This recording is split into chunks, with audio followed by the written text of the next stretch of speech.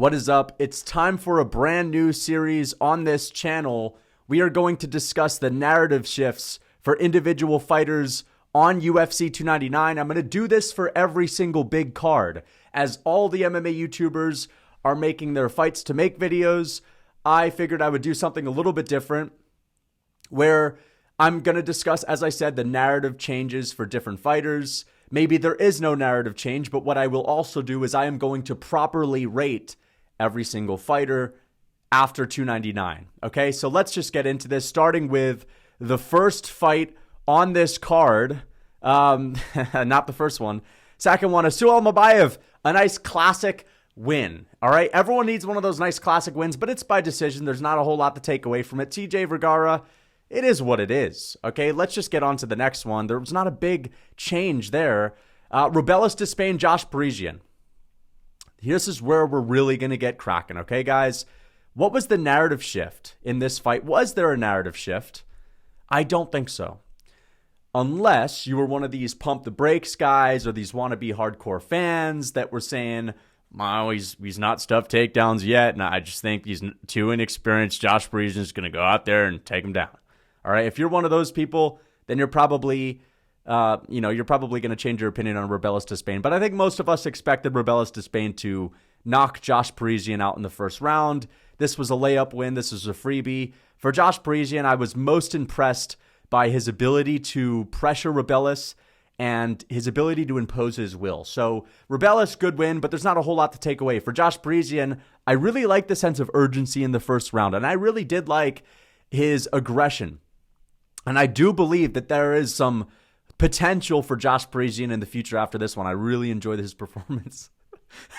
What the fuck are you doing, Josh? Why'd you take this fight? Literally, unless the UFC threatened you, there was no reason to take this fight. You made his highlight reel. You basically just introduced yourself to the world as a can, okay? Because a lot of people probably didn't even know who he was. Now everyone that has Instagram sees Robelis Despaigne 14-second KO, and you're known as a can that's getting knocked out by this freak of nature. As for Robelis, my expectations for this guy was there's no one that's going to stop him outside of the top 10. He's going to destroy anyone in his path. I know he looked a little bit goofy because he fell down, but, everyone falls down in their UFC debut. A lot of people have the octagon jitters. We got to see if he's goofy in his next one, but he's smoking everybody on the come up. Everybody, even Muhammad Usman, even Shamil Blabgaziev, even these wrestlers, they're going to get smoked. It's going to take someone in that top 8 to beat him. All right, maybe even top 5. Maybe, we'll see how he does. We'll see how his takedown defense holds up, but it really doesn't count unless it's holding up against someone in the top 10. So let's get on to the next one. Michel Pereira. The narrative change on Michel Pereira, guys. We got to really start thinking about the skill gap between 170 and 185. I always discuss this on my channel, and I think it's becoming more apparent than ever before.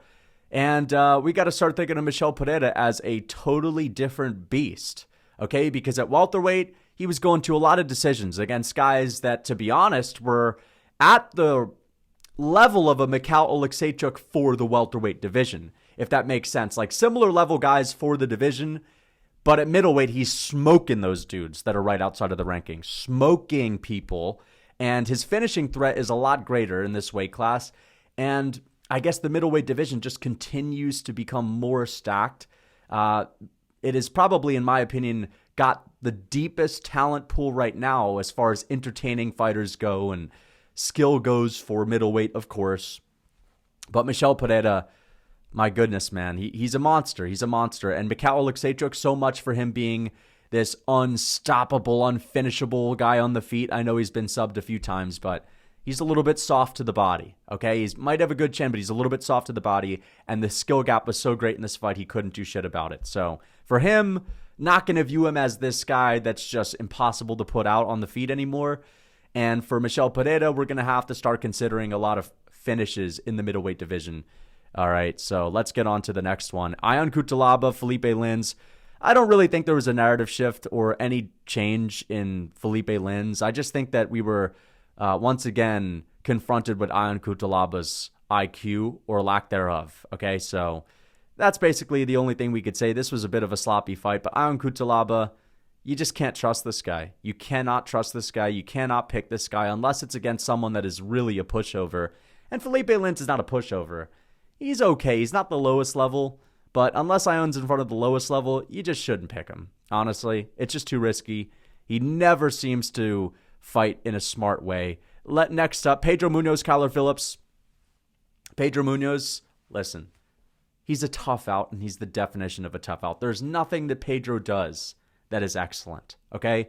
He's just kind of okay everywhere. He's an okay grappler. I mean, people used to talk about, oh, he's good on the ground.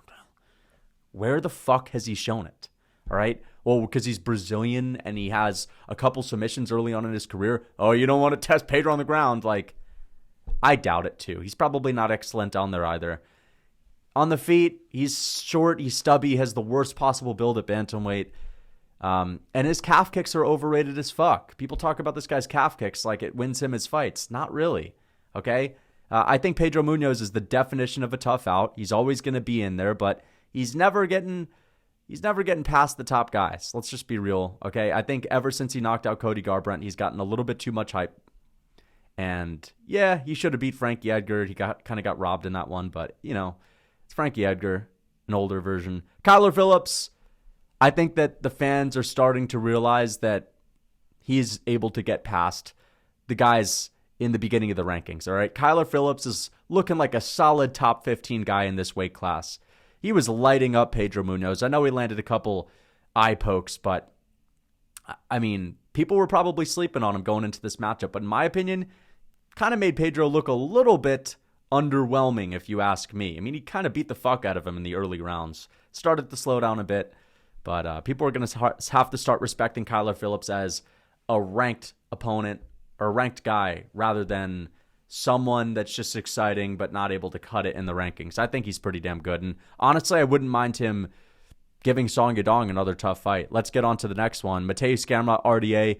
RDA kind of shocked me with his power in the first round. I guess that's RDA's big knockdown for every 5 years, right? I guess that's just kind of programmed into him. When these pillow-handed guys get a big knockdown, you're like, wow, look at that. RDA actually coming through with some pop. But unfortunately, Mateusz Gamrot, too young, too sturdy, too strong, cardio too good to let RDA get the better of him in the stinky grappling exchanges. Mateusz Gamrot's stock just plummeted. Absolutely plummeted. Nobody is looking forward to another Mateusz Gamrot fight. I say put him up against someone that has finishing potential or just someone that is going to be super aggressive, that will force this motherfucker to fight, okay? That's going to force him to actually scrap. And I know we've tried it with Fiziev and we've tried it with some of these other guys, but he just keeps fluking his way through them. Let's give him someone he can't do that to. Although, you never know, there could be a freak injury. I say Benoit Saint Denis, good on the ground, probably not going to get held down. It's going to be a good fight. It's going to be a war. All right, Gamrot's going to be forced to fucking fight. All right? And he usually does. But listen. Gamrot is an overrated grappler. I'm tired of this. What does he do well on the ground? He's got cardio. Okay, great. He's got an ability to take people down. Beautiful takedowns. He can't do fuck all with it. He can't hurt people on the ground, although, to be honest, he did land some good ground and pound shots in the first. But he can't hurt people down there. And, you know, he's got some pitter-pats. Guy's got a couple of pitter-pats in his arsenal, but dude can't submit a fly. All right, dude can't sub a fly. So, you know, Mateusz Gamrot just confirming that he is not a dangerous grappler by any means if you are ranked, if you are decent, okay? I understand, you sub Jeremy Stevens, okay? Who cares? Mateusz Gamrot, there's no finishing threat from this guy, all right? Unless he hits you with a nasty right hand or unless he's fighting deep down low in the bottom of the barrel of the rankings. On to the next one, Blaydes and Almeida. Was there a narrative shift here? I guess a little bit. For people that were picking Jailton Almeida, I think we were a little bit worried after the Derek Lewis fight that he's not going to be able to submit or finish or ragdoll the top guys. And although he did take down Curtis Blaydes 7 times, I think it's clear by now that he will not be able to steamroll any of the top guys, okay? The biggest dudes, the naturally big heavyweights, it's going to be tough for him unless they are truly incredibly one-dimensional. And listen, Jailton Almeida's on the sauce. We know it. He started his career at welterweight. He's a heavyweight and he's lean. I think he needs to put on some muscle. Not muscle, I'm sorry. I think he needs to put on some fat. I think he needs to have some more mass. Because if Jailton had Tom Aspinall's size, I do believe that he could have been able to have more success in getting Curtis on his back or like manipulating him a little bit better in the grappling rather than just like dragging him to the mat with all of his strength, right? I think he needs a little bit more mass. Maybe 15 more pounds would suit him. Bulk up, get a little bit fat. It's not the end of the world. Just stay fit, put on some fat, okay? And for Curtis Blaydes, I guess he proved that he was not just going to get toppled over. Curtis Blaydes, he did get taken down a bunch of times, but showcased some good ability to get up. Do I think differently of him when it comes to the striking? Absolutely not. Yes, he got a TKO. That was nice, but, he's a big dude, and he was sprawling a takedown, and Jailton Almeida kept his head there. I'm not shocked that Curtis Blaydes TKO'd him in that position. Do I think he's going to beat Aspinall all of a sudden? No. I think Aspinall is still going to knock him out. Still going to be too fast for him. And I think that Aspinall, if he tries to take him down, will have a little bit more success in keeping him there because he's a bigger guy. Jailton Almeida is, once again, he's not running past any of the top guys. And I didn't think he was going to run through Curtis, but I did think he was going to have more success holding him down. So I think he needs a little bit more fat. All right, mass moves mass. You get the point. On to the next. Here we go. This is where it really gets interesting. Yan and Song. For Yan, let's get into this first. I think for a lot of people, they found out that Yan is not washed. Okay, now, of course, he didn't dominate the fight. He didn't make it super clean, but he still won and fought craftily. Okay, he shot the takedowns at the end of the second, at the end of the third to steal the close rounds. And his takedown entries looked phenomenal, and he proved that he was just a step ahead, a little bit better, a little bit higher class than Song when it came to the boxing and the grappling. His kicks looked phenomenal too. But we know he got hurt in the first round, and we know that he also showed up with an injury. If you guys don't know, his coach came out in the media and said that Yan tore his groin 4 weeks out of the fight. They even were thinking about pulling out. Like, it was not good. But this is the second fight in a row, where Yan has looked compromised early on. All right, he got injured in the first round too. Something happened with his knee. Well, the similar thing happened in the Merab fight. Got kicked a couple of times by Merab and had to switch his stance, messed up his leg, and also said that he was going into that fight with an injury. I'm worried that Yan is going to start to be injury prone. I'm worried that even if he doesn't show up with an injury, those things are going to happen in the first round more often than not. It's a worry of mine. It's happened twice now. All right? And I know Jan's durable, but that to me is something to think about going from here on out. It's like, dude, Jan's legs might be a bit of an issue.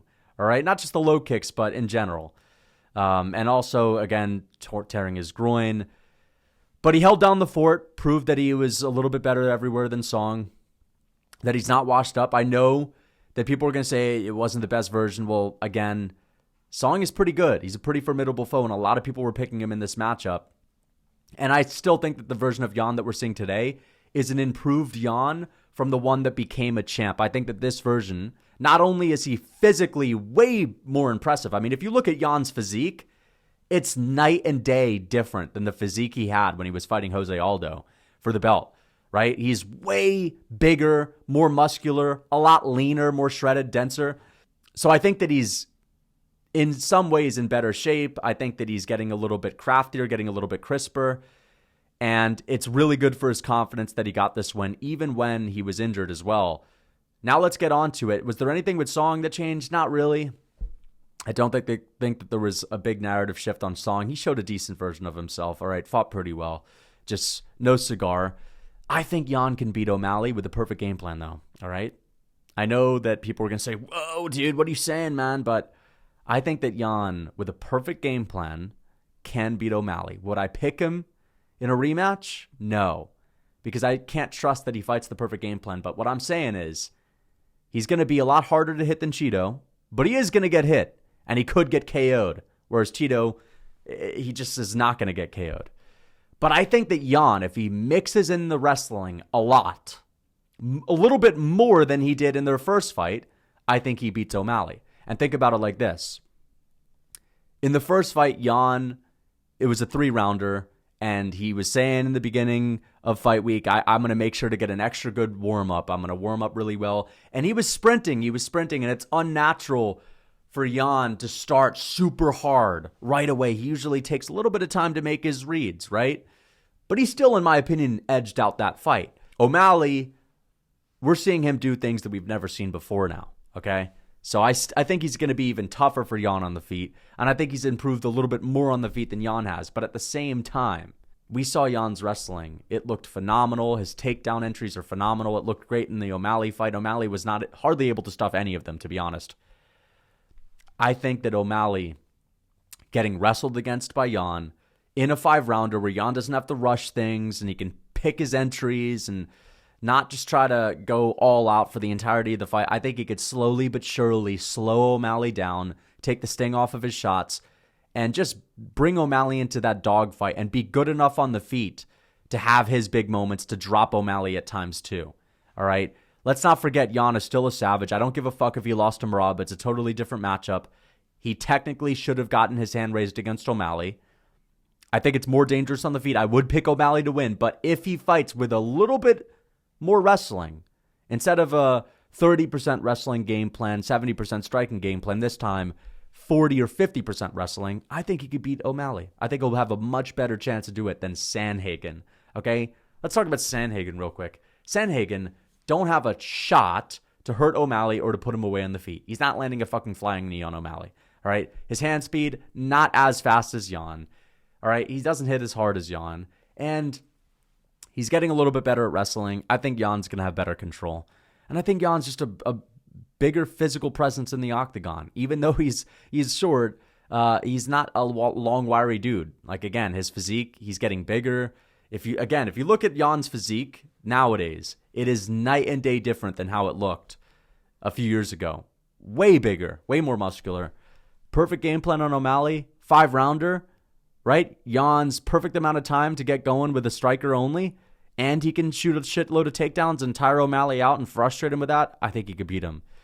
Do I trust him to take that game plan? Probably not. So I would pick O'Malley to win because I think that Jan would stand with him a little bit too much and maybe get KO'd. All right, let's get on to the next one. Narrative shift on Gilbert Burns. Just got knocked out at the age of 37. Showed a good version of himself. Once again confirming that he cannot submit a fly when it comes to ranked opponents, of course. I know he submitted Neil Magny, but Gilbert Burns, it's just, he's not the dangerous guy you'd expect him to be with the jiu-jitsu credentials, and no ground and pound. Did land some good shots, did have some good moments on the feet, was winning the fight, but unfortunately got KO'd, and that's just not good for you at 37. Jack Della Maddalena, really good urgency, great ability to change positions and to reverse Gilbert Burns. I think his grappling looked pretty good in this fight, but listen, I'm just going to say it. I expected him to do a little bit better on the feet with Gilbert. I expected him to get that TKO in a not so urgent, not so last second way. I expected his shots to have a little bit more effect on Gilbert. It honestly seemed like he was in slow-mo at times of that fight. His speed's not that great. He's a great boxer, but I know his last fight was against Kevin Holland, and you're not really going to just put away Kevin Holland so easily. We know that now. Super durable. But it took a flush knee, perfectly timed knee to put away Gilbert Burns. And Gilbert Burns was shooting right into it. I don't think Jack Della Maddalena has that same nasty, nasty finishing power, just folding everyone when it comes to the rankings. Guys in the rankings just tend to be a little bit tougher. All right? Durability is a big factor. You're not durable, you're never making it to the fucking rankings. Okay? And I think that he would do all right against Shavkat, but I do think he gets taken down by Shavkat, and I don't think he'll just finish Shavkat Rakhmonov, okay? So I don't think Jack Della Maddalena is the same monster that I thought of him as a few fights ago. I don't. I think Ian Gary beats him. Kevin Holland had a close fight with Jack Della Maddalena. He was landing good shots on JDM. Probably outlanded him at times. I think that Shavkat could maybe get the better of him. JDM's really good. He's a savage, too. He's a savage. Calling out Shavkat, massive respect to that. But I just don't think he's got that wow factor in the rankings is all I'm saying, all right? He doesn't have that wow factor. I know he finished Gilbert Burns in the third. It was a great finish. I just expected it to be, and the boxing exchanges, I thought it wasn't going to be so close on the feet. I knew Gilbert was going to do all right. I just thought JDM's shots were going to have a little bit more impact on him, and they didn't. Let's get on to the next one. Kevin Holland, you just can't expect Kevin Holland to fight the way that he needs to either. Sort of like on Cutelaba. Listen, I thought Kevin Holland was going to throw a lot more low kicks. It's going to be hard to hit Michael Venom Page anyway. Throw some fucking low kicks, dude. Just chip away with the kicks. If you can't hit him with the hands, it'll be easier to chop down. Holland looked worse than ever. He looked horrible in this fight. But you know what? Credit to Michael Venom Page. Let's talk about this. Michael Venom Page, in a lot of people's eyes, went from can crusher in Bellator to legit. And I understand that some people are going to be saying, dude, you should have known, man. I know, but I needed to see him fight someone in the UFC, and I know Kevin Holland is not the best. I get it. I've said that in the past too. But the way that he made Kevin Holland look was really impressive, okay? Wonderboy got rocked in the first round by Kevin Holland. Kevin Holland was able to hit Wonderboy here and there, second round, third round. It didn't really get that ugly for him until the end of the third and the fourth, of course. But he was in there at times with Wonderboy. He was landing some good shots. He could not, for the life of him, touch Michael Venom Page. And for a guy that's long and wiry like Kevin Holland, who has a long reach, who is pretty fast, although he was, again, Kevin Holland's game plan, throwing these fucking looping hooks in slow-mo, looking like Benoit Saint Denis. What the hell? Hardly any low kicks, big looping hooks? What are you doing?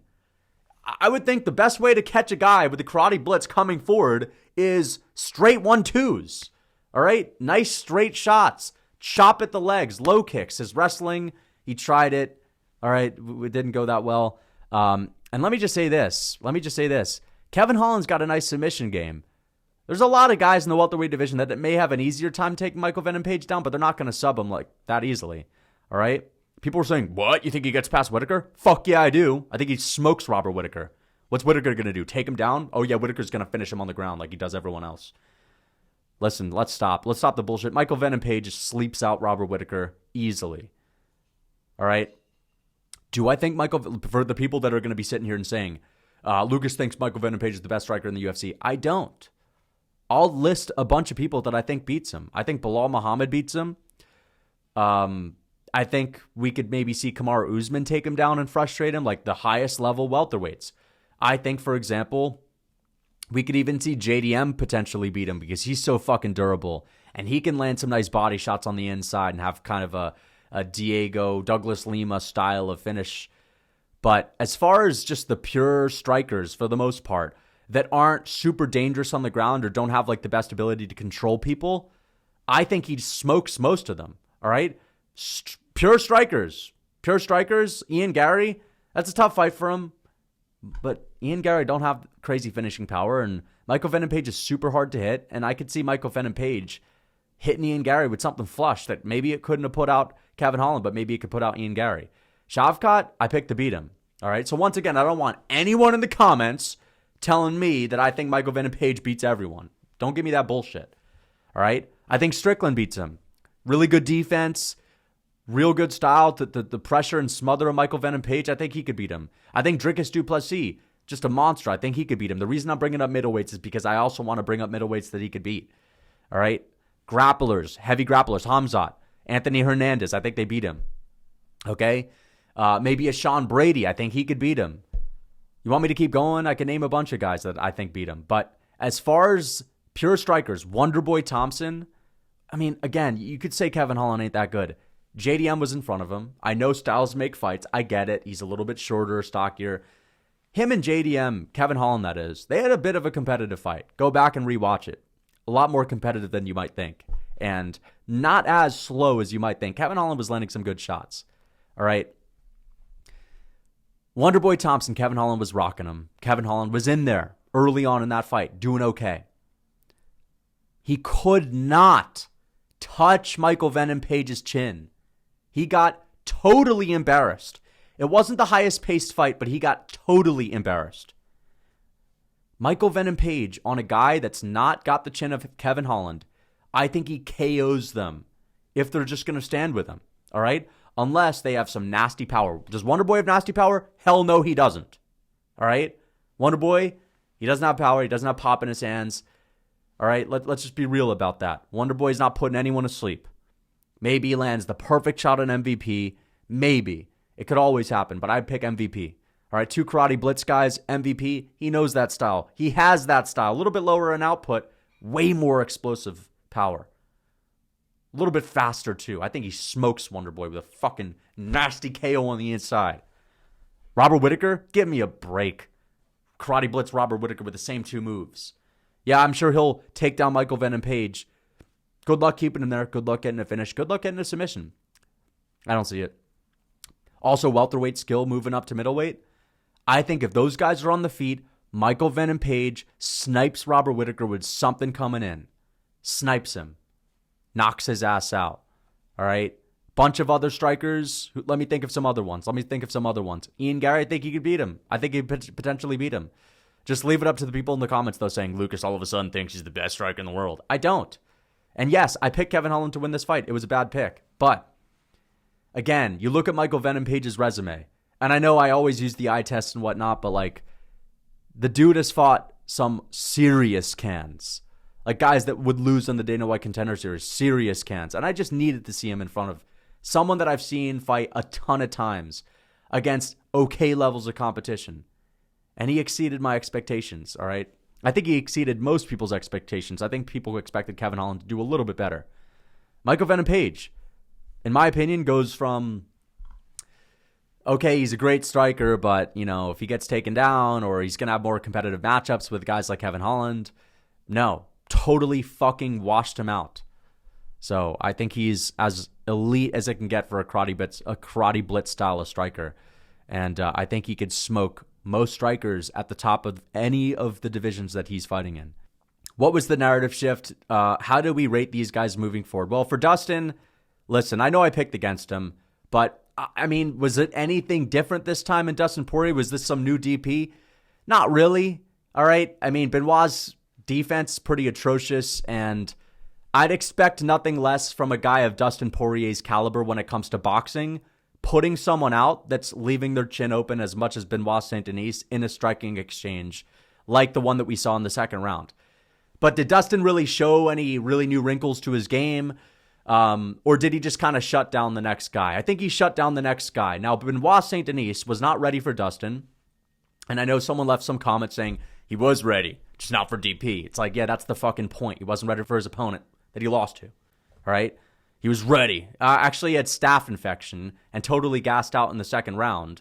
And if you guys are going to sit here and try to convince me that this was the normal version of Benoit and this happens 10 out of 10 times, I'm not convinced, okay? Dustin Poirier got destroyed in the first round in every single facet of the game. He got outstruck in the clinch. He got cut through on the ground, his back taken easily. And I know that some guys like Khabib and some guys like Charles Oliveira have actually been able to get the finish. I totally understand that. But for Benoit Saint Denis, a guy that is a heavy pressure grappler that does weaponize pace, for him to look brutally exhausted at the end of the first round, not even in the second, I rewatched the fight today, at the end of the first round, looking exhausted, dude, you cannot tell me the staph infection didn't play a massive role in this. All week, dude had a volcano on his head. He looked exhausted. He looked like he was half dead on all of his interviews. Even when he came out, he usually does this like mean mug. When he walked out, dude looked like he wanted to take a shit. His body looked watery. It looked soft. And so, yes, his defense needs work. But when you're destroyed and your gas tank is totally gone, your defense is the first thing that might go. Even bad defense gets totally exaggerated when you're gassed out and it's hard to hold your hands up. And you make bad decisions when you're tired. And he was screwed in the second round. He was a sitting duck. And instead of being on the back foot and letting Dustin Poirier come to him, he went out on his shield. He went out there slugging with DP, looking like a snail. But not for 1 second do I think that Benoit Saint Denis gasses out after the first round if he's healthy and doesn't have staph. That's all I'm going to say. Poirier fans acting like he put on a fucking masterclass, Give me a break. How could you have possibly doubted DP? Did you watch the first? Did you not see him get beat in every single facet of the game against a guy that usually is able to weaponize pace? Again, the difference between being healthy and staff could have been the submission. It could have been his ability to keep Dustin on the mat and not allow him to get up and to do more work on the ground and to not gas out. If you're gassed, you can't take a punch as well. If you're gassed, it's harder to keep your hands up, right? You make stupider decisions. I think that if the dude had a gas tank in the second, we wouldn't have seen this guy literally looking like he's about to collapse. Same old DP, though. Same old crafty, old gritty old DP with this stupid old boxing. God damn it! It stings to be wrong on this because I just know. I know if things were smooth sailing. I know things are never smooth sailing during fight week, but all I mean is if, one guy wasn't severely handicapped on antibiotics, something that takes away his most impressive aspect, his ability to keep that fucking pace. Oh, man, I think he beats him. I think he beats him in a rematch, all right? You can say cope all you want. Fair enough.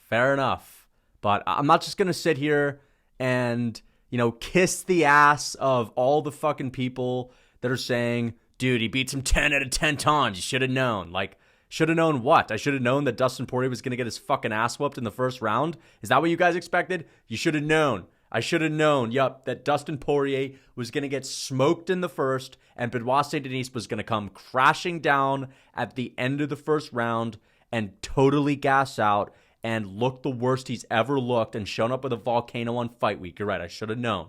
All right? I would pick Dustin Poirier to lose in a rematch. And for the people that are saying, don't ever doubt Dustin Poirier ever again, what does that mean? Don't doubt his odds to win a fight?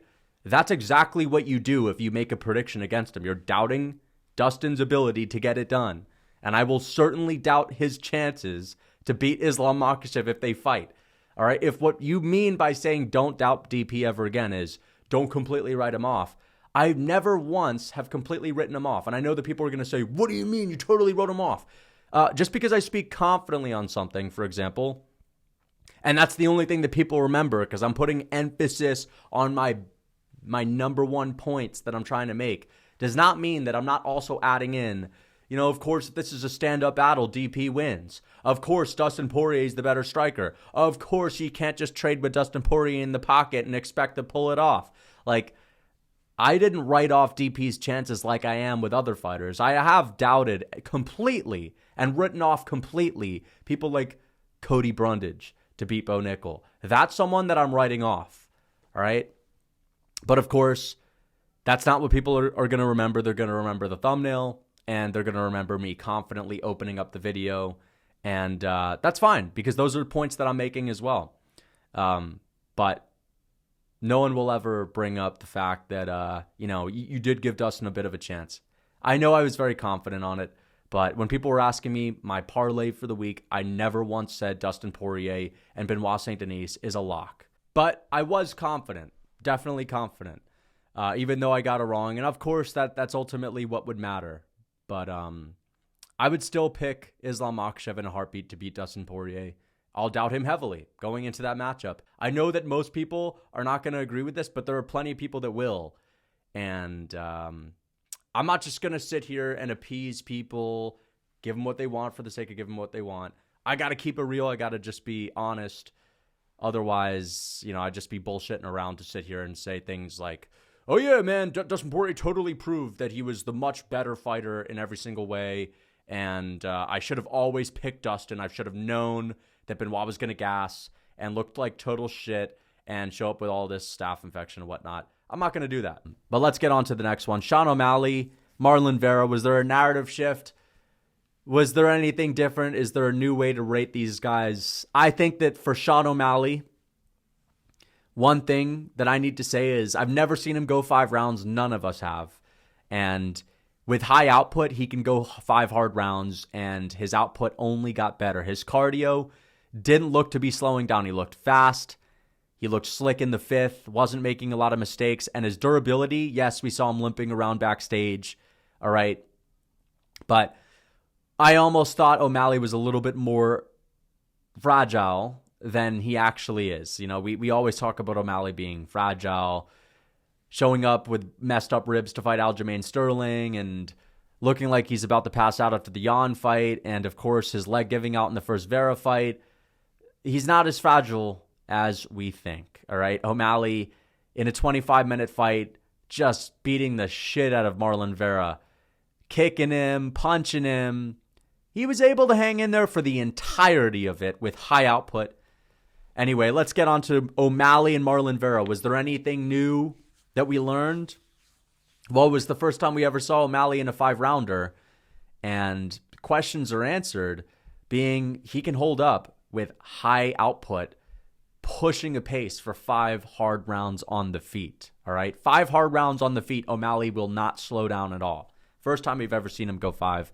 And as far as durability, we've seen O'Malley get his leg messed up in the first Cheeto fight. I don't think anyone expected him to have a perennial nerve issue in this one, but we've had moments, we've heard things about O'Malley. He's showing up with a broken rib. He looks like a fragile guy in general.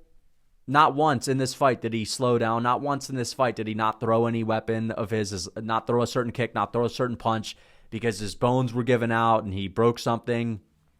He beat the fuck out of Cheeto with every limb and through every limb just as hard, just as often, if not more often as the fight progressed throughout the entirety of this fight. So O'Malley's durability, we should stop talking about it as much, okay?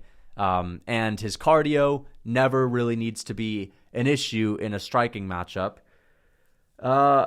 O'Malley's just such a beast, man. You guys can say, in front of a punching bag all you want. I understand Cheeto is the worst top 5 fighter. I get it, all right? I think everyone beats him in the top 5. But we've never seen anyone do this type of shit to Cheeto, all right? Never seen anyone beat the shit out of him like O'Malley.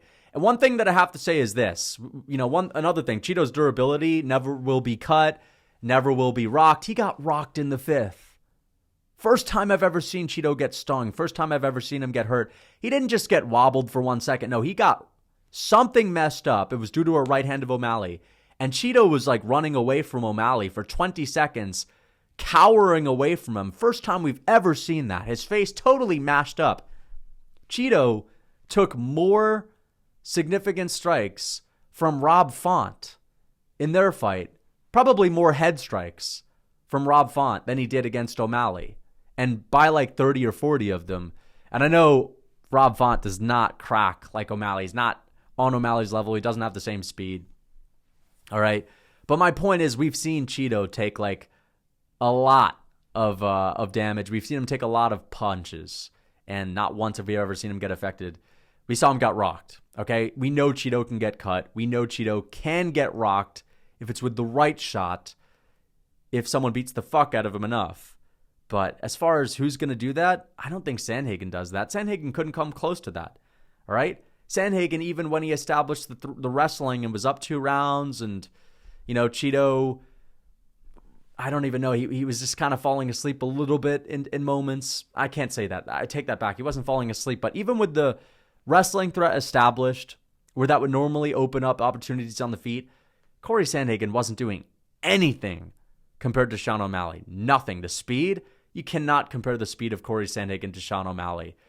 All right, the elusiveness, maybe that's a little bit similar. The footwork, a little bit similar, but O'Malley's just so much faster with it. O'Malley's so much more dynamic, so much more powerful. Sandhagen landed like 30 nice elbows on Marlon Vera in round 1 or round 2. I forget which one it was, but it was on the ground. Couldn't cut him open. O'Malley, literally turned his face into mincemeat. Broke his orbital, I think. Almost broke his jaw with that knee. O'Malley beating up Cheeto Vera the way he did, I don't think anyone else could do that. So for people, once again, that are saying, we did it to a heavy bag, I get it. Marlon Vera is not the best striker, but no one does that to Marlon Vera. Nobody does it to him. No one beats him up that badly. If he fights Jan, I don't think Jan beats him up that badly. I don't think anyone beats him up that badly. So I guess what I learned about Sean O'Malley is dude's a fucking monster, and I think by far is he the best striker in this division. All right, what's Sandhagen going to do to him? Sandhagen's going to KO O'Malley? Sandhagen's going to outpoint O'Malley? He's going to outspeed him? O'Malley's not going to be able to touch him? That's just not possible. O'Malley's going to light Sandhagen up. I think Sandhagen's going to be harder to light up. I think he's going to have more success with O'Malley on the feet, but he's just way slower than him, and he's not nearly as threatening. Sandhagen's way to beat O'Malley is by mixing in the grappling, okay? I said this earlier. If Jan wants to beat O'Malley, he has to mix in the grappling and has to have like a decently heavy grappling approach. I'd say even more so for Sandhagen. I don't think Sandhagen hurts O'Malley. I don't think he does. I think he can land shots, but Sandhagen's not as durable as Marlon Vera. And I know he's not going to get hit as much, but he will get hit clean. And I don't know if he'll be able to keep standing after some of the shots O'Malley is going to land on him. People were saying Sandman's the best striker in this division. Dude, Sandhagen's been fucked up by Petr Yan. Sandhagen, in moments against Marlon Vera, they were competitive. All right, there was like nothing that was competitive in this fight outside of 1 minute in the fourth round. All right. So, yeah, I think that what we have to start saying about O'Malley is there's no question. There is no question. He is definitely the best striker in this division. His power is insane. Again, Rob Font, we could say he has pillow hands, fair enough. Rob Font landed more head strikes than Sean O'Malley on Marlon Vera. Rob Font landed more strikes, significant strikes on Marlon Vera. Not a smudge on this dude. O'Malley, again, it's one thing if O'Malley cut him. It's one thing if he bruised him up. O'Malley's the first guy to bruise him. No, it wasn't that. He's the first guy to turn him into the fucking elephant man. Durability for O'Malley held up. I thought his legs were going to start hurting, and they did hurt. You could see at the end of it, he was limping around. But I thought that would affect him in the fight, and it just didn't at all. So I guess that's how we have to start looking at O'Malley as, his durability. I just don't think it's going to be an issue as far as like his legs and shit like that. But anyway, for Marlon, never is he ever going to fight for a belt again. This was his one chance. I don't think anyone's surprised by hearing that, so I guess that's not anything different. Marlon Vera's stock lowering after this one. Just doesn't have the same aura after we saw him get beat up so much. Part of his aura was no one could ever hurt this guy. We saw him cowering away in the fifth round. Cowering away, fifth round. Those are Marlon Vera rounds. Different aura for Marlon Vera, lost a little bit of it. O'Malley, I think he gained a little bit of that aura, a little bit of extra aura. And I think he's winning over more people just because of these performances. Am I a fan all of a sudden? Do I love O'Malley? Not really. I want Merab to beat him, and I'd like Ilia Topuria to knock him out, but I got to respect this dude's skill set. I always have respected this dude's skill set, but, he's really entertaining. And for that, I, in a way, want him to knock Merab out too. All right, I want Merab to beat O'Malley for just the satisfaction of seeing Merab beat O'Malley. It's just seeing Merab toss around O'Malley and ragdoll him and shit like that, but for the division, what do I think is more interesting? I think it's O'Malley being champ, of course. He's just so entertaining. And I love watching this dude strike, so there's that. Anyway, thought I would do another one of these videos to recap 299. And I know people are going to be coming at me with the Benoit Saint Denis, Dustin Poirier thing, so let me just go back to this one more time. Listen. There's nothing new about DP. He's always been a savage. People are acting like I said DP was some trash fighter. I never said that. I just said he gets dominated by grapplers. And he does. He's going to get smoked by Islam Makhachev if he fights him. What, you Dustin Poirier guys all of a sudden are going to say, don't ever doubt DP. You're going to be saying that in the build-up to Islam Makhachev. You're really going to be picking him? Doubting DP just means not picking him to win a fucking fight. But people say I have recency bias all the time. Where's the recency bias at now? All right. But man, it stings to be wrong. It stings to be wrong on this one. It really does. It really stings. So, classic fucking Lucas Tracy wrong moment. And I cannot wait to, get this one back, man. Right? Wasn't my best performance. I'll be honest about that. Wasn't my best pick. But I'm going to go back. I'm going to chill with the fam, talk to my team, let the dust settle, rest up a little bit, and we'll get back in there. We'll see what's next. I don't want to think about it right now, but I just got to get healthy right now. I got to rest up. I got to rest up. Dustin Poirier, just he's a better man. He's a better man tonight. And you guys think this is the end of me? This ain't the end of me. I'll be back. Just gonna chill with the fam. All jokes aside, that's it for the video. Hope you guys enjoyed. Until next time.